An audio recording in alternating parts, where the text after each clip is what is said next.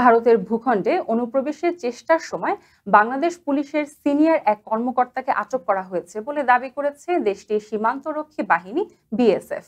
23 August সন্ধ্যায় উত্তর 24 পরগনা জেলার হাকিমপুর সীমান্ত চৌকির কাছ থেকে ওই পুলিশ কর্মকর্তাকে আটক করা হয়েছে।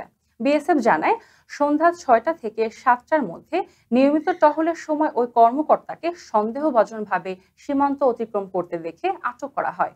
তার কাছ থেকে উদ্ধার হওয়া কাগজপত্রে তিনি বাংলাদেশ পুলিশের একজন সিনিয়র কর্মকর্তা বলে নিশ্চিত হওয়া গেছে।